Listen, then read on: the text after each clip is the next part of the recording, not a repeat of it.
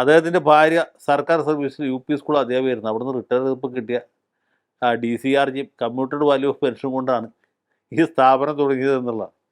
അങ്ങനെയുള്ള ഒരു സ്ഥാപനത്തിലേക്കാണ് ഈ കളങ്കിതനായ വ്യക്തി കൃത്യമായി പണം കൊടുത്തുകൊണ്ടേയിരുന്നത്. അപ്പോൾ ഇതെല്ലാം കൂടി കൂട്ടി വായിക്കുമ്പോൾ നമ്മൾ കോടതിയിൽ തെളിയിക്കുന്ന കാര്യങ്ങൾ മാത്രമല്ലോ, രാഷ്ട്രീയത്തിൽ ഇങ്ങനെയുള്ള കാര്യങ്ങൾക്ക് മറ്റേ സംശയാതീതമായ തെളിവുകളൊന്നും ആവശ്യമില്ല. പക്ഷേ ആർക്കും മനസ്സിലാക്കാൻ കഴിയുന്ന ഒരു കാര്യം, ഇത് ഭരണസ്വാധീനം കിട്ടുന്നതിന് വേണ്ടിയിട്ട് അല്ലെങ്കിൽ രാഷ്ട്രീയ പിൻബലം ഉറപ്പിക്കുന്നതിന് വേണ്ടിയിട്ടുള്ള ഒരു ഡീലായിരുന്നു.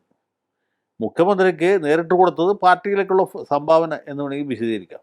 ഈ മകൾക്ക് കൊടുത്തത് അദ്ദേഹത്തെ മറ്റു തരത്തിൽ പ്രീണിപ്പിക്കാൻ വേണ്ടി ചെയ്തതാണ്. ഇത് ഞാനായിട്ട് നിയമവശമല്ല പറയുന്നത്, രാഷ്ട്രീയ വശമാണ്. അപ്പോൾ രാഷ്ട്രീയ വശം നമ്മൾ കാണുന്നുണ്ട്. രമേശ് ചെന്നിത്തലയുടെ മകന് പൈസ കൊടുത്തിട്ടുണ്ടോ? ഇല്ല. കുഞ്ഞാലിക്കുട്ടിയുടെ മകനോ മകൾക്കോ പൈസ കൊടുത്തിട്ടുണ്ടോ? ഇല്ല. ഉമ്മൻചാണ്ടിയുടെ മകനോ മകൾക്കോ കൊടുത്തിട്ടില്ല.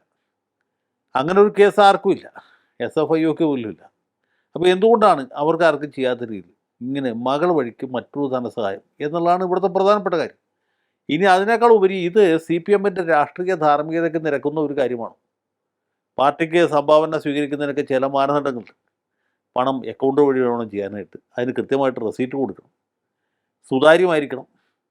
ഈ കളങ്കിതരായ വ്യവസായികളിൽ നിന്നോ അല്ലെങ്കിൽ വലിയ വാണിജ്യ പ്രമാണിമാരിൽ നിന്നോ പണം സ്വീകരിക്കുന്നതിന് പരിമിതിയുണ്ട്. അതിനകത്ത് നിന്നിട്ട് പണം കൈപ്പറ്റാവും. ഇങ്ങനെയൊക്കെ വ്യക്തമായ മാനദണ്ഡങ്ങൾ വെച്ച് പുലർത്തുന്ന ഒരു പാർട്ടിയാണ്. അങ്ങനെ ഒരു പാർട്ടിയിലാണ് ഇങ്ങനെ അവിഹിതമായ രീതിയിൽ നേതാവ് കൈപ്പറ്റിയത് കൂടാതെ നേതാവിൻ്റെ മകളുടെ സ്ഥാപനത്തിലേക്ക് പണം കൃത്യമായ ഇടവേളകളിൽ കിട്ടിക്കൊണ്ടേയിരുന്നു.